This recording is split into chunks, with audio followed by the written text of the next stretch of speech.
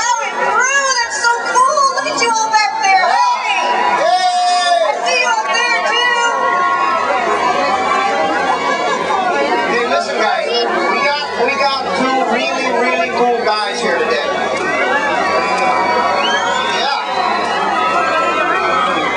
We got the two guys from Mythbusters, alright?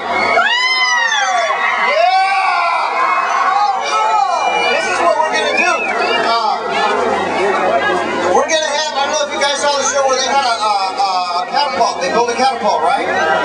So we did a contest, and we had some students build some, and they're going to come up here, and they're going to judge this contest and see which one of these will work the best, and then we're going to give those people a prize. But the first thing I want to do is I want to introduce to you Adam Savage and Jamie Heineman.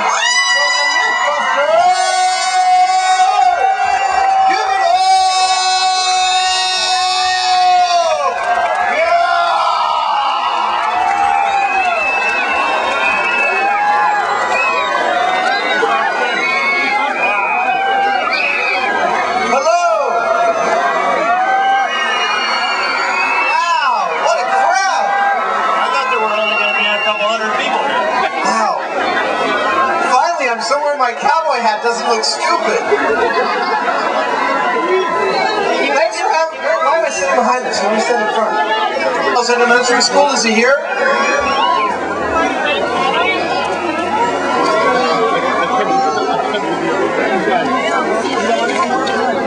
Thank you, sir. Let's hear it. Now we have some contestants here, the winners of the catapult contest. You want to read it off? Yes. Third prize. Okay. That is second prize winner is Haley Garcia.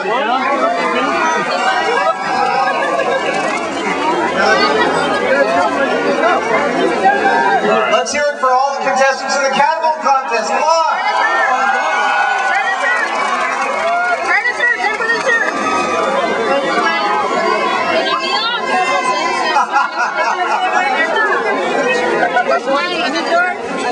Oh, we're making spitballs.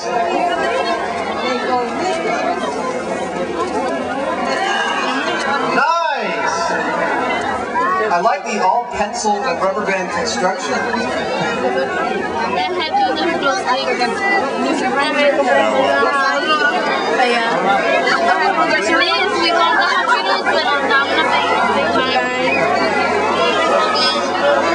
$29 and $30 for the mic.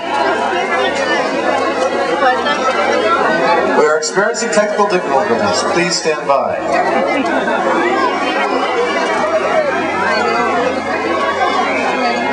Hey, can I get everyone to say happy birthday to Jamie because his birthday was last week? I love doing that. He doesn't tell anybody.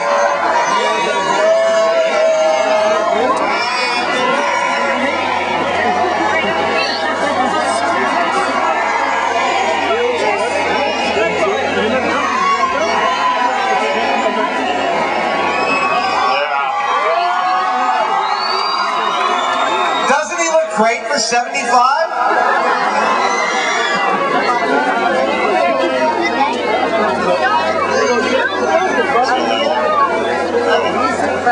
So, well, let's see. Well, I'm just going to hand my mic to you. Oh, cool. All right. We're going to share. See how important it is to share, young people out there? Share.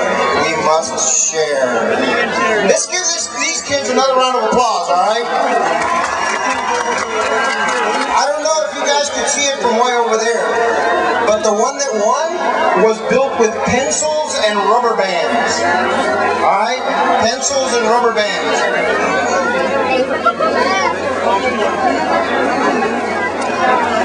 Alright, part of what we want to do now, guys, because we have these gentlemen up in here who, I watch the show, and one of my favorite episodes is when this man was put in a, they were trying to see, there's a myth about the whirlpool sometimes form in the ocean. And could a whirlpool be strong enough to suck down a ship, right? So they built their, you know how it is, you've seen the show, they built the scale model and it's rotating this fast and all this other kind of stuff. I finally figured out, oh, that's what my math teacher was saying about all that stuff. My favorite show is when he got in the tank and it wasn't strong enough to be pulled down, but then this man turned it up and he let go all over the tank. Yeah, 3 slices of pizza. While going in a circle. So luckily it pulled my vomit down. Yes. It was kind of like this. I'm going to do a kind of a quick thing. It was not like this. Sorry about that. I'm sorry.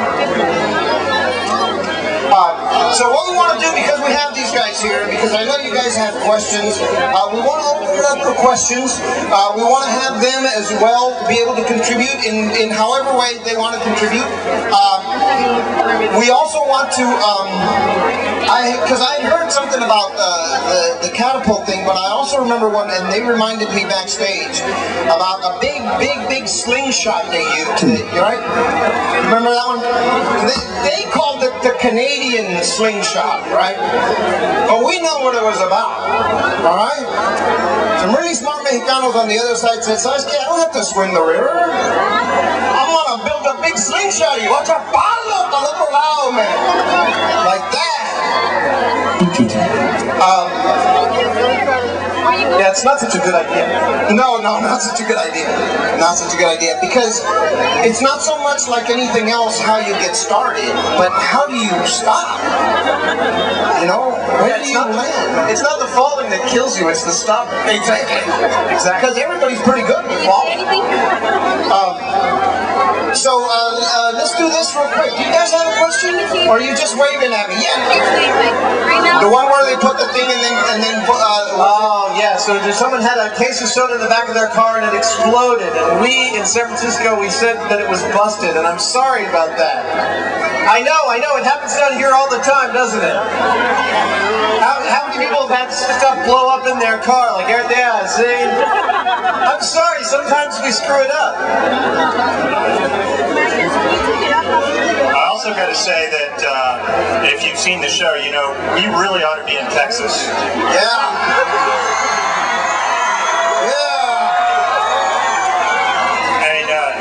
San Francisco is great, but I mean, look at what our stock and trade is. We need to be in Texas. That's right. Need to be in Texas. Young man, do you have a question? What's up? Oh, now he's shy. Yes, sir. Wait, what was your guys' favorite myth? Oh man, that's so hard to say. It's like trying to name your favorite kid. You don't want to ever admit it. You know, just recently we actually made a machine gun powered solely by steam. That was what we did about 2 weeks ago on the Alameda Naval Base in San Francisco. And it was actually pretty stunning. We were both really proud and terrified of this machine. We wouldn't go near it. Yeah, this thing worked by, first we got a hold of a couple of standard household water heaters and just, you know, put them on steroids so they got hotter quicker. And we took all the safeties off. We took some air impact wrenches from, you know, putting truck tires on, modified those to spin a barrel at about, it ended up going about 250 miles an hour. Actually, we got a top speed of 340 miles an hour. Well, with the bullet. Yeah. The barrel was only going 200 though, and that's the trick. That's the thing to figure out why. I'm sorry, I'm still kind of blown away by the size of this crowd. They go way back over there, man. Yeah, I think there are more people here than we've ever talked to. I think this is the largest crowd we've ever talked to. Yeah? This is cool, huh? Great. So, let's have a show of hands. Has anyone ever learned something about science while watching the show? That's what we want to see. See, we've tricked you. We made you watch me throw up, but in the meantime, you've actually learned about science. Yeah, I mean, we have to point out that neither Adam nor I are scientists or engineers or anything. Jamie's got a degree in Russian studies, and I have a high school diploma. We're basically just having a lot of fun, and seems to have worked out for some strange reason that it can be educational. In fact, it can be fun to learn, and that's what we're really happy about that comes across. And we hope that no one, we just hope that doesn't extend to anyone actually trying any of this stuff at home. Hey, I want to ask you a question. So how did you get started? If neither one of you are true scientists, how did you audition? Was it your idea? The original idea for the show came up in the mind of a man named Peter Reese, who's an Australian film producer, and he wanted a couple of regular guys to actually do all this testing. He wanted the journey of discovery, no pun intended, to be one that was accessible to people watching, not guys in white lab coats. So he contacted special effects guys all over the world, and that's what Jamie and I have been doing for years. I worked on the Star Wars films, Jamie's worked on a bunch of Robin Williams movies. And they called us and they said, would you guys be interested in hosting a show on Discovery? And of course we were like, sure. So we sent in a demo reel and they liked it so much, actually apparently they said, these are just the geeks we were looking for. And they showed up 3 weeks later and we've been doing the show ever since. Congratulations! What about that? That is so cool! Question? Can you become a Mythbuster? Oh, can you become a Mythbuster? I've never heard that question before. Wow, Mythbuster School! Mythbuster School, very high casualty rate. Yeah, we're going to have like a Mythbuster Shaolin temple. Yeah. That's what we'll need, yes, because it takes years of training to be able to hurt yourself as efficiently as we do. Now, the last guy that tried to do that is his name is actually Buster. Yeah, sorry, the job of Mythbusters is already filled and we're not going to give it up anytime soon.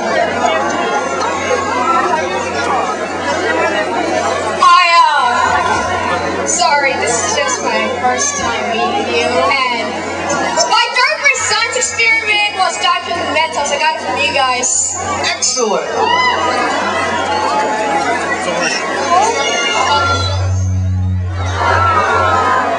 That felt good. That was like around it.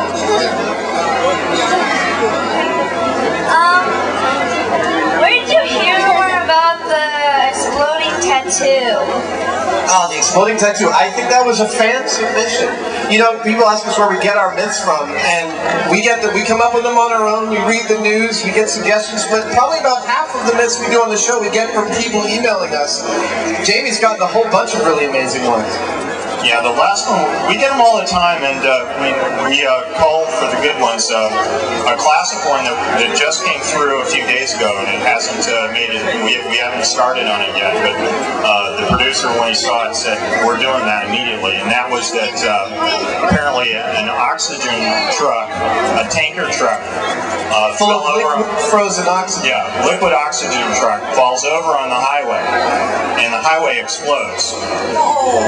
It's classic for us because there's a thing about liquid oxygen, well, pure oxygen, that it'll burn just about anything. A lot of things spontaneously. So all we gotta do is find a stretch of highway that we can blow up.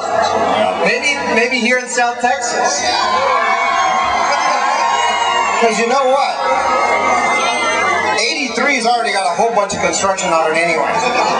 They'd hardly even notice.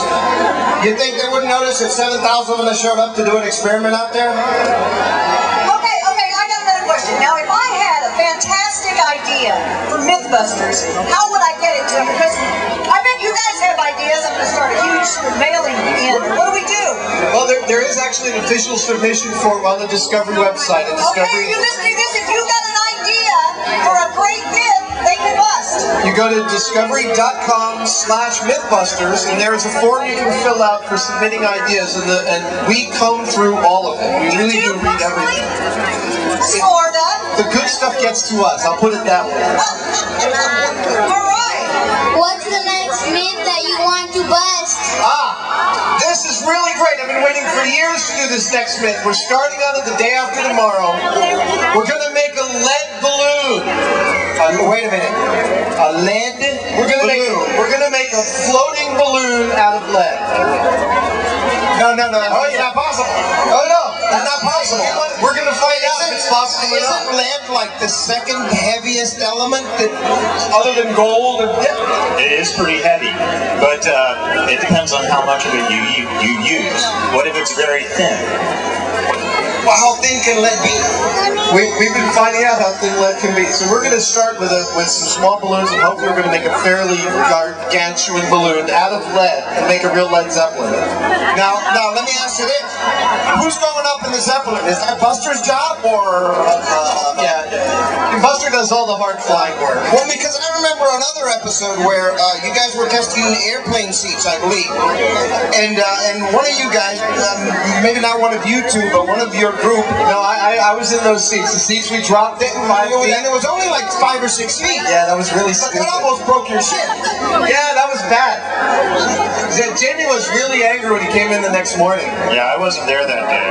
I was sick, and I come in and find the producers at his way. You know, the producers are sometimes problematic for us. They push us pretty hard. Yeah, they'll say, yeah, stick your finger in there. Yeah, go ahead. You can make an engine that goes that fast. I think we have another question over there.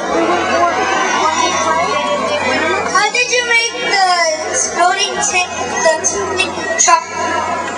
The exploding cement truck. Well, we discovered this thing, which is a lot of things we want to do are illegal. But we found that if you want to do something illegal, all you've got to do is call the police, and often they'll come and help. At least if you've got a TV show. See, the only difference between us and a pair of 14-year-old pyromaniacs is we call the cops first. That's a smart idea. Yeah, it works kind of like this. I mean, if you want to do something illegal, you have to get a police officer first. If you want to burn something down, you get the fire department. And if you want to blow up a cement truck, You get the FBI. Nice. you call the guys who write the permits, and they call it a training exercise, and then they bring whatever you need. It's really great. Wow. The young man on the shoulders over there. We love you! We love you too. I love you too! Alright, where's Carrie and the rest of the gang? Oh, Carrie. Sorry, we didn't bring Carrie. I don't know where they are this weekend. We're on vacation right now. They're probably still working. Right here. It's coming right at you.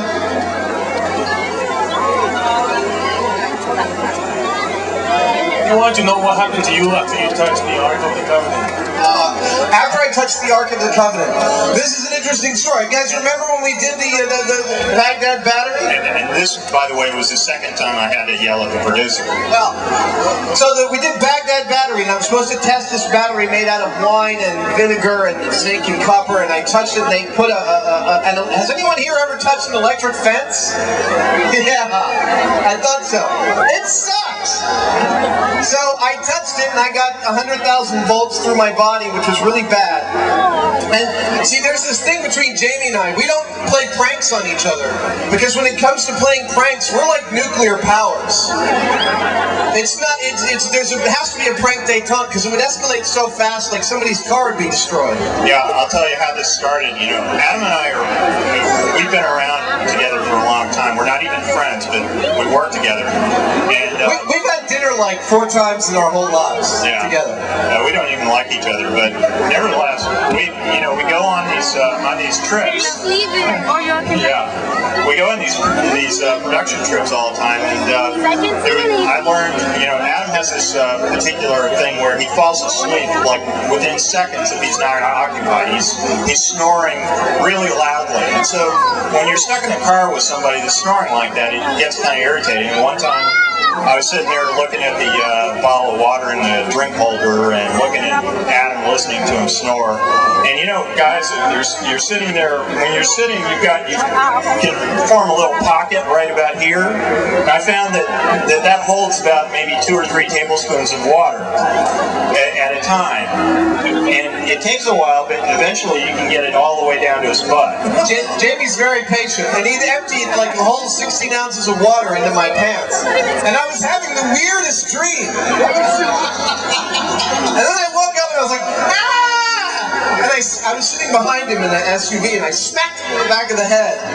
And I said, do you really want to go here, man? Because I will find the one thing that's funny to everybody but you. And Jamie thought about it for a second, and he said, you're right, 100%.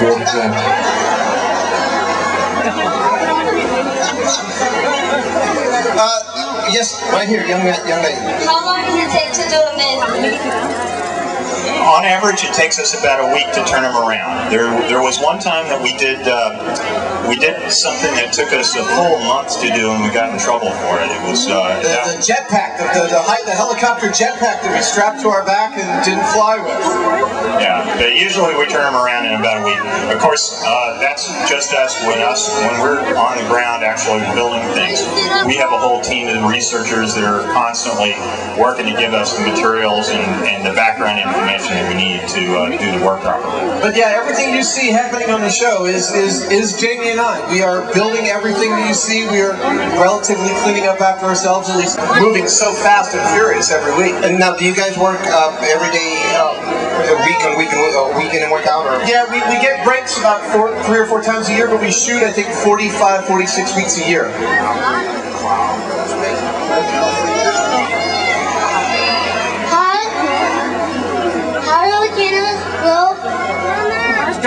I'm sorry? How do volcanoes blow? We don't want. How do volcanoes blow? It's erupt, I guess. Is there a science teacher in the room? We only know things we experiment with. Hello, I have to say, my science class, every time we do labs, we use you as an example. It's just, we talk about everything. You're awesome. Well, thank you. Well, thank you. You know, we really are just having as much fun as we can possibly imagine, and it's amazing to us that science teachers are finding it so useful. Last year, or earlier this year, Jamie and I were made honorary lifetime members of the National Science Teachers Association. Are you serious? Yeah, and I mean it's totally an amazing. It's the least expected and most rewarding part of doing this job. And listen up, guys. This is the thing about institutions like this and events like this. These are the jobs that you want to have. The jobs where you have so much fun, you can't believe they're actually giving you money to do this stuff. And how do you get to those places? You prepare yourself by going to school and learning the things that will help you get there. But you know, one of the other great parts about doing this job is we get to meet experts and engineers and scientists from all over the world who see our show, they like us, they understand our approach, and they talk to us like peers. And they're having just as much fun doing the science that they do as we have on the show, and that's the connection. Yeah, I mean, here at HESTEC, this is all about science and engineering here, right? Having in common is that we're really curious about the world at large. You don't have to be a scientist or an engineer to be curious and to learn about things. And I mean, if you are, for us, I mean, I wish I had gone through engineering school. It's it's the world at large is just a wonderful place, and I can't believe that people would do anything but be excited about seeing science and engineering in process. I have to tell you, although you may not believe it, we are just as thrilled by training goldfish as we are by detonating 500 pounds of high explosives. We find both things equally exciting. And how do you train a goldfish? Well, it turned out we did this thing that goldfish have a memory of more than 3 seconds. People made themselves feel better by thinking a goldfish turns around a cage and goes, oh, what's that? Every 3 seconds. But so we tried to train goldfish, and it turned out that Jamie, because he's Jamie, had actually already trained a goldfish way back when he was like 19. He trained a goldfish to ring a bell when it was hungry. Seriously, and then he would actually ring the bell when he was hungry? Yep.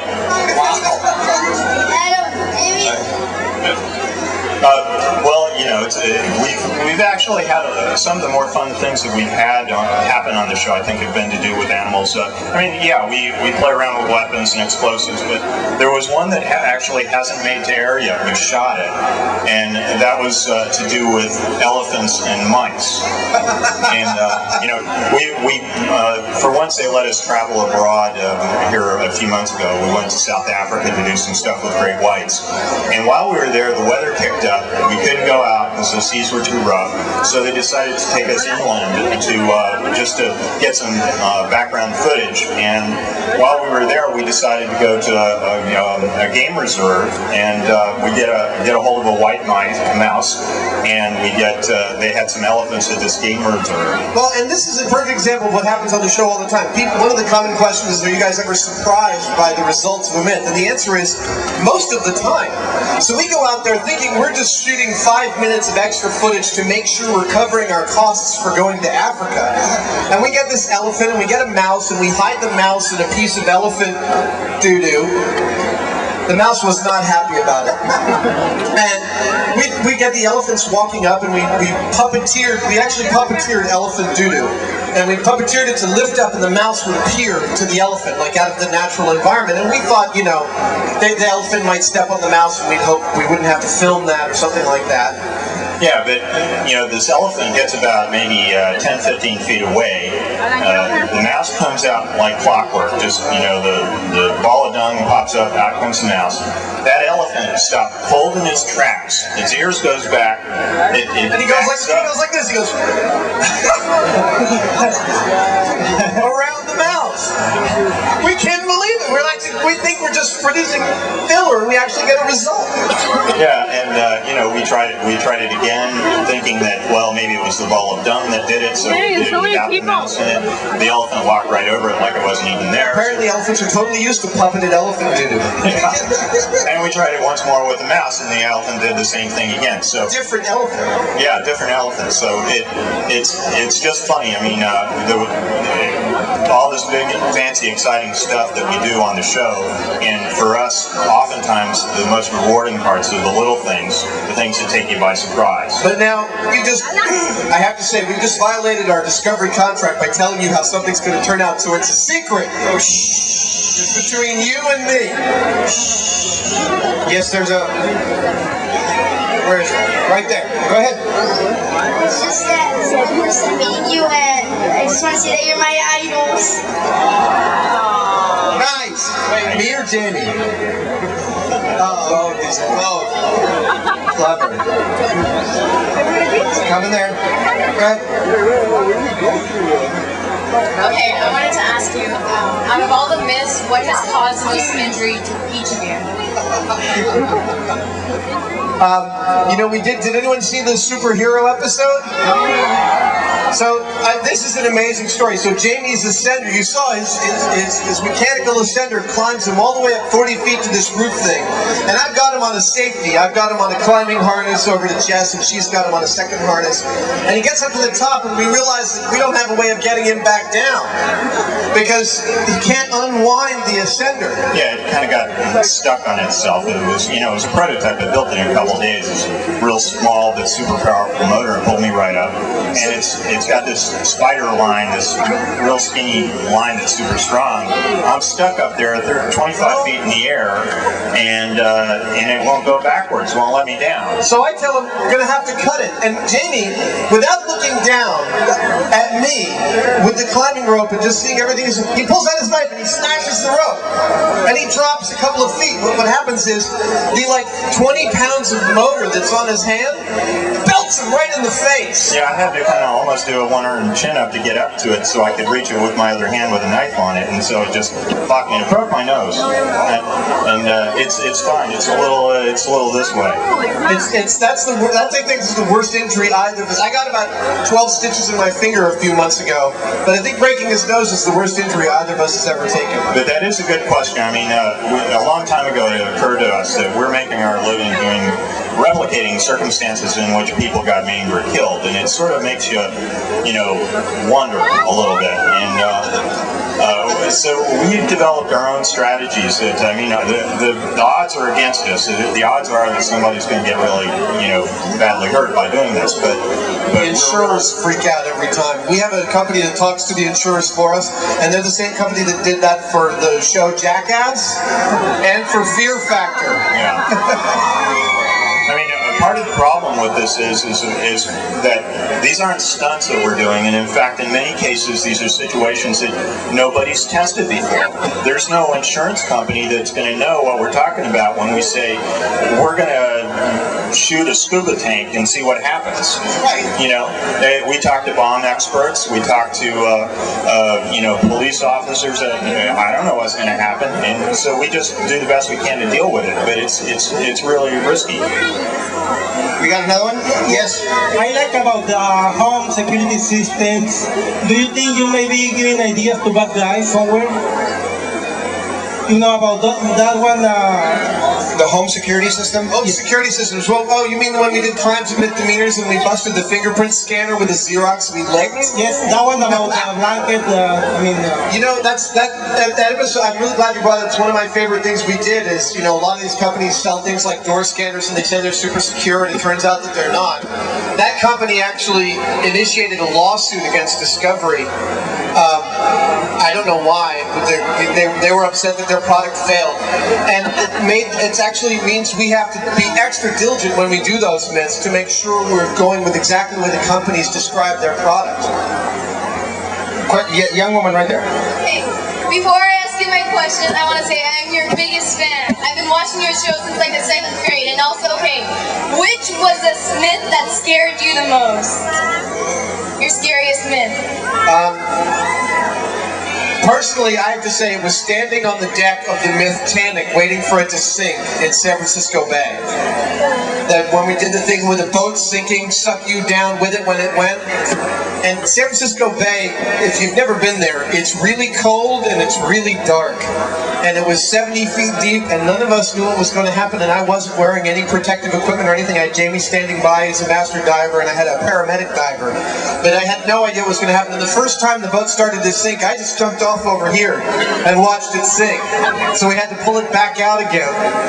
And then I had to stand on it and stand right on where it was sinking, which was, we call it the top of the Mythbusters Brown Pants Index. What's your favorite myth? Favorite myth? Yeah, there. Go ahead, say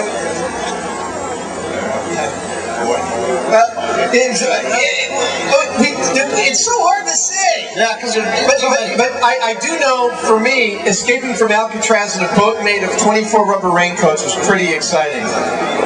Yeah, putting rockets on a car and being able to full-size Chevy Impala, taking it out to the desert, driving it remote control from a helicopter. It's pretty cool. It's hard to beat that. Okay, we got a question from way back here.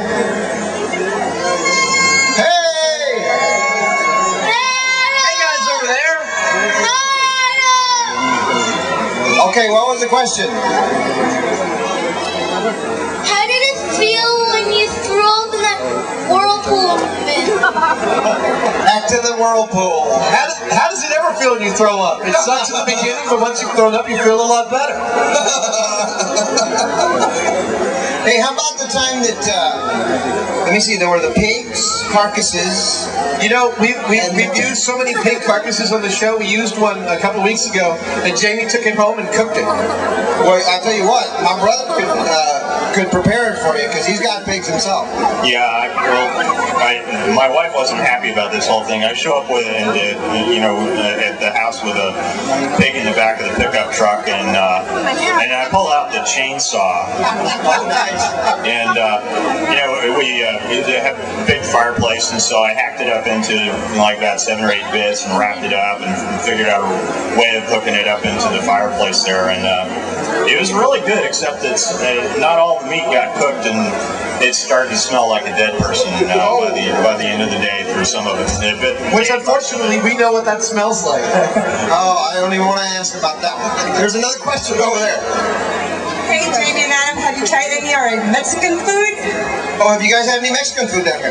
We have not had any Mexican food down here, but I do want you to know that it's going to air in about 2 months. Cary Grant and Tori just did cures for super hot chilies. Cures for super hot chilies. Milk and tortillas. Oh, well, and it's a myth that just occurred to me. I know it's not a myth because I've had it. What is, consideration would be, what is the ratio of gas per bean Is there a way to figure that out? I think there would be a way to figure that out, but it would take a while. You'd actually have to wear a meter in your butt. And there are some... And you're volunteers. Well, we got a whole bunch. Yeah, there's one thing you should know about having a television show is you don't get any dignity when you have your own television show. No, not at all. Yeah, we did an episode on facts about flatulence, but there was stuff that you didn't see. And in fact, one of them was Adam got to test the myth about whether you can light your own flatus. Yeah, has anyone here ever lit their own fart?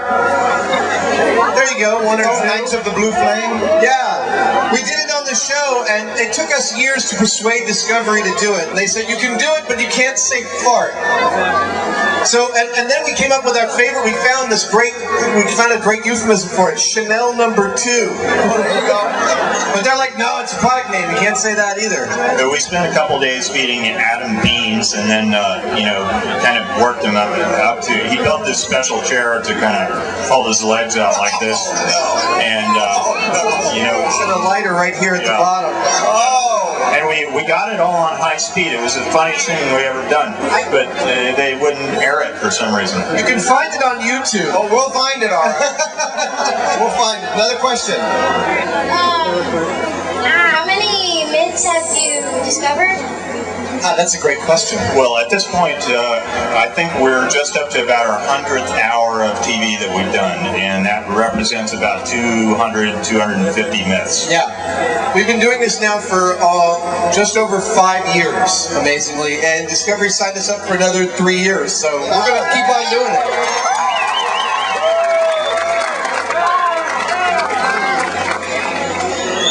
Actually, I have a small request. I have an 11-year-old son that watches your program all the time, and I think it's wonderful that there's something good on TV for young kids that they can learn and have some role model. My son wasn't able to be up here with me tonight. Would you mind telling him hello? What's his name? Buck Ritz. Buck Ritz, hello. Sorry you couldn't be here tonight. Yeah.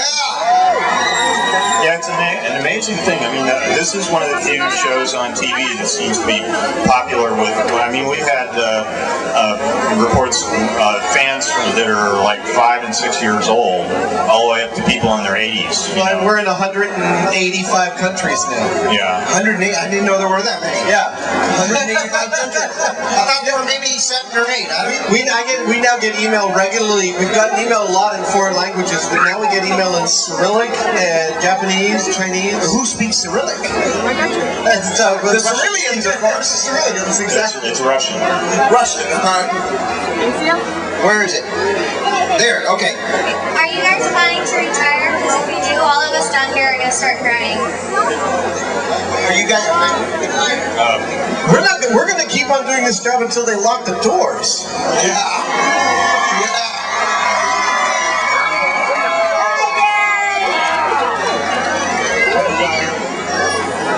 Yes, young little blonde boy. That's my son Addison. Hi, bud. Right, yeah, right there. What was the closest death experience you guys ever had on the show? Closest death experience? Was that it? Well, it actually happened fairly early on. It was something that we called the tree cannon, and the story was that this was about somebody in Hungary that had it was a chieftain in back in the 1400s or something, and he was being attacked by a neighboring horde, and so he instructed his guys to cut down a tree and bore a hole in it, make a cannon out of it that they could fire to protect them. And so we replicated this. We got this big log. It was about maybe 18 inches thick and 5 feet long. We drill a hole in it, and the funny thing was, it worked quite well. I carved a granite cannonball and shoved it down there with some gunpowder, and we never found it because it shot probably into the bay someplace miles away. But then doing what we do, we decided that we had to replicate part of what we do. You know, we test what the myth says happened, and then we show what it would take to actually make the myth happen. So as the end of the myth is that the cannon blows up and kills half the town of the Hungarian king.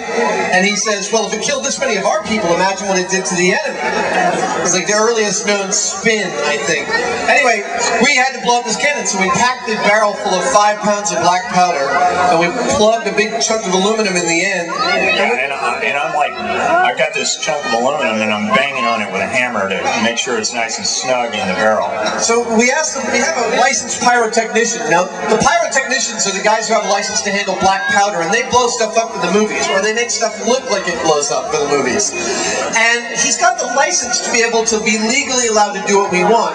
And we say, where are you going to stand for this explosion? And he says, well, I'm going to stand about 250 feet over there.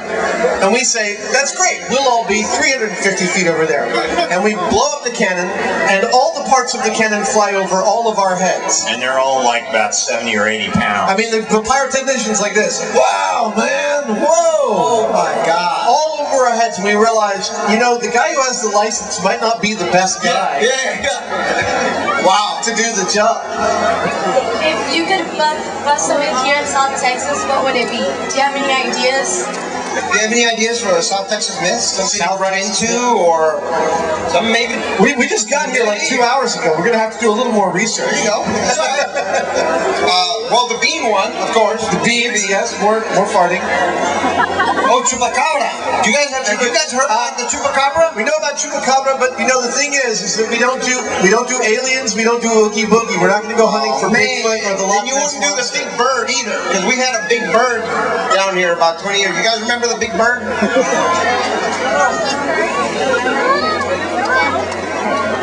Hey guys, you know what? Here's something that's happening real quick, and it's kind of important. You guys these guys are so cool that you guys are trying to get close, and you're pushing up all these front people up against the rail. And we want to be safe. And listen to me, this is very important. This is very, very important. If I can't get you guys to cooperate, we're going to have to stop what we're doing, because it's a safety issue. So you guys have to move back. Please, please, please. And what will also happen is we will stop doing what we're doing up here until you guys move back. Okay, and being a Mythbuster, I have a practical suggestion here. Everybody here take one step back. Listen to the Heineman. Cool. Cool. That's it. Great. Thank you. Is that good, or do we... Is that good? You guys feel good in front? Is that yes? Okay. Kind of, sort of, but good enough. Especially over in this section. Another step back over there. Everybody here, one step back. Even you in the front, then you can kind of, you know... Then you have room a little bit. Every time I try to change the channel, I was wondering if you could sign his shirt because he worships you so much. He's right here in the front, Cisco. I'm serious, he worships you guys.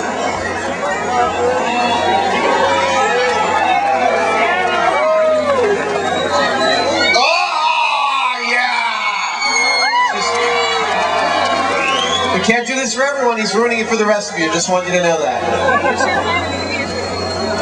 Yeah.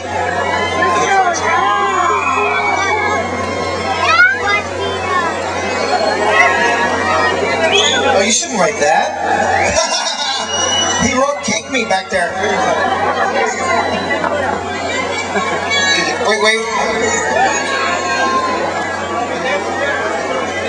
Yeah, take the stairs.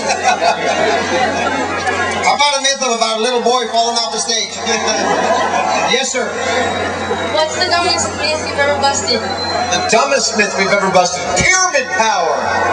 Oh, yeah? The idea that your razors could be sharp by putting them in pyramids, that was the stupidest thing we ever wasted time on. The guys that wear those little pyramids on their head? Yeah, no, they're all crazy. Yeah. And drummers or bass players. Hey! Another question, where's the microphone? Here. What? I have a question.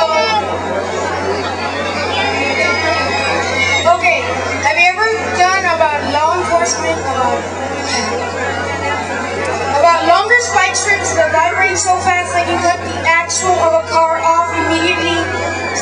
car, but it drags for some time, and the suspect is arrested immediately.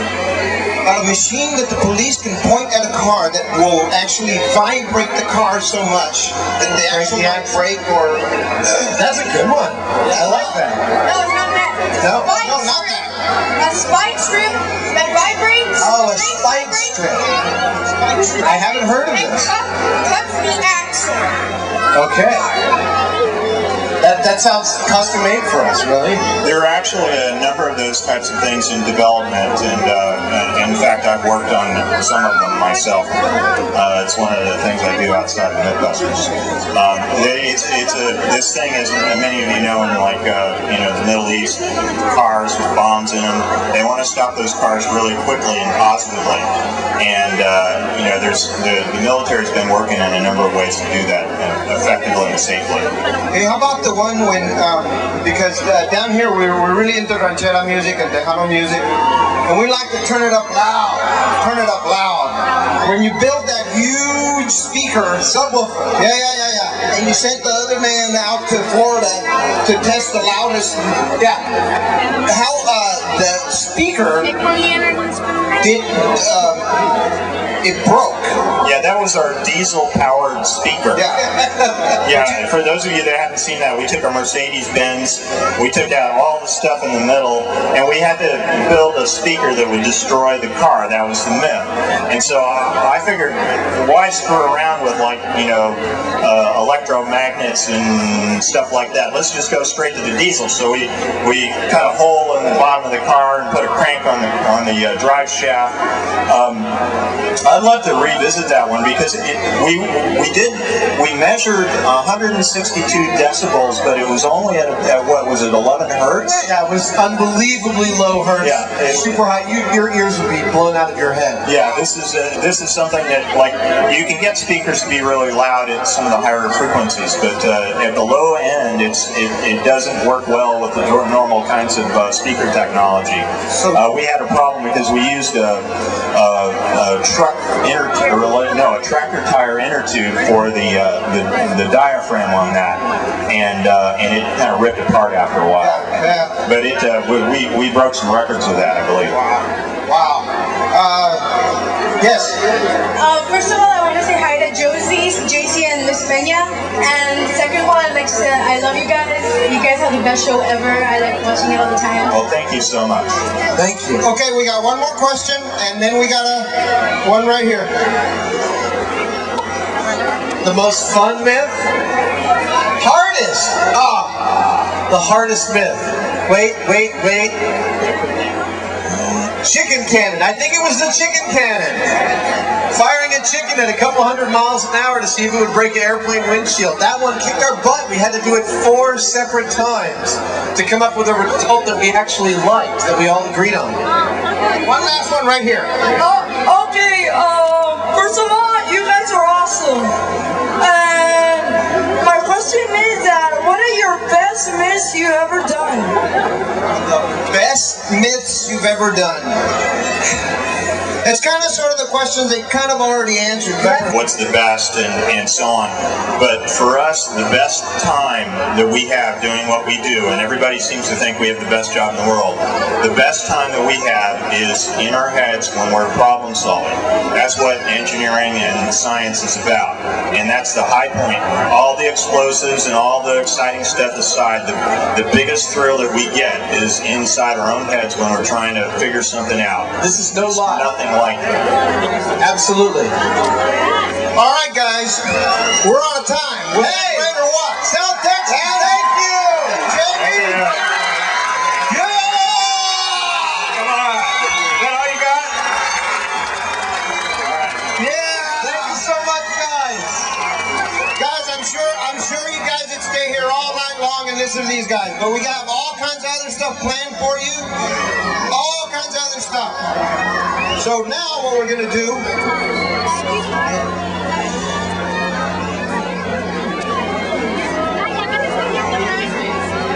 we're going over there. Yes? Can you hear me over there? Come on.